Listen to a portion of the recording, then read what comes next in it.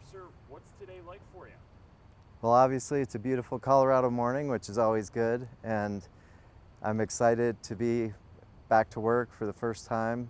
I'll be in modified duty for a little bit, but this is a kind of a dream come true for me and my family. I thank Jesus for everything that He's done and all the prayers and support of the community and the city, and even the support of the media has been great. It's just been it's a dream come true. It reminds me of the first day of academy years ago, starting out, and now I'm getting back again. So I feel a little nervous, a little shaky, but I feel good.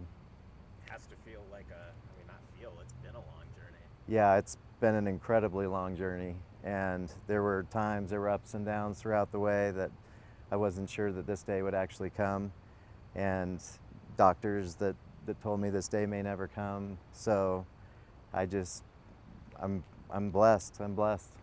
What do you think?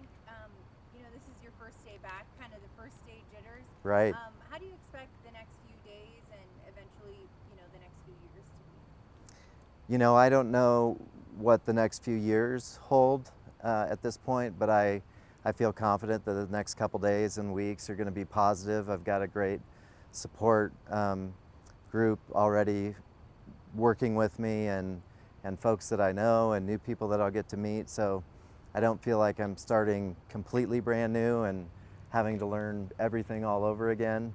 So that's going to be nice. There's some good brothers and sisters in blue that I already have worked with over the years that I'll be hopefully collaborating with again, and that's exciting for me. What's been the hardest thing? Was it physically, mentally, a combination of those in getting to today?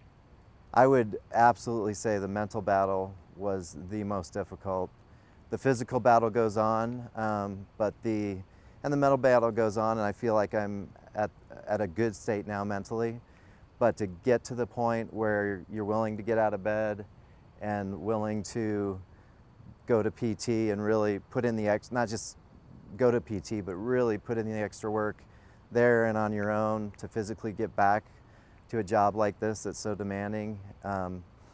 That that mental, it's easy to say, hey, I'm just gonna, skip PT, or I'm gonna skip a workout, or I just don't feel good today, and so I'm very grateful that again I had my wife and a good support system with my brother Sergeant Tony Lopez that would text me and push me, and it's just been, and not just him, but numerous again brothers and sisters in blue that would just keep the fires churning and keep that challenge going.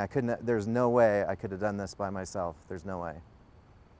What do you think is going to be the hardest part after coming back after almost 2 years? I mean, it's been a long road, and you're kind of thrown back into this, environment that you haven't been in. What do you think the hardest part is going to be? Things change just so quickly, and from the day of my incident to now, things nationally have changed in the police world and the law enforcement world, and there's going to be a lot of things that I need to catch up on and relearn, so to speak, if that makes sense.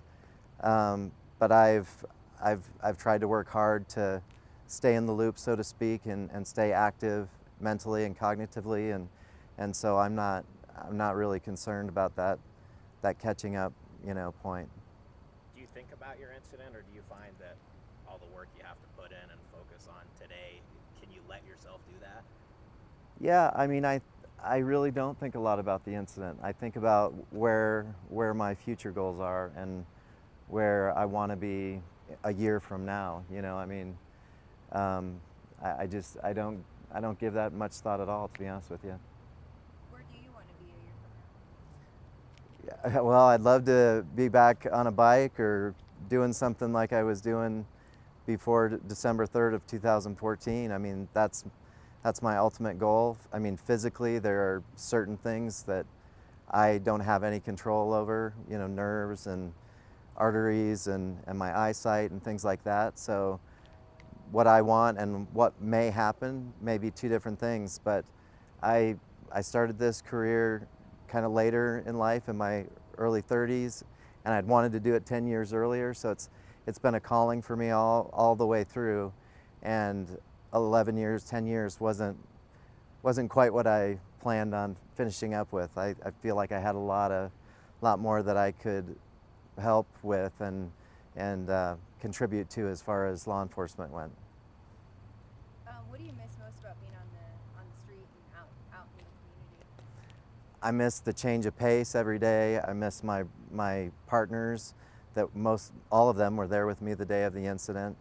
I miss that every single day, and it's hard, to hear stories of law enforcement or what they've been doing throughout a day versus being there and being a part of it myself. I was a part of working with businesses and stuff downtown. I miss the downtown business, the bid and folks like that, and I just had a great job. I mean, I loved my job and had no complaints about what I was doing. And so if I could today click my heels and be back doing that, I'd do it in a heartbeat.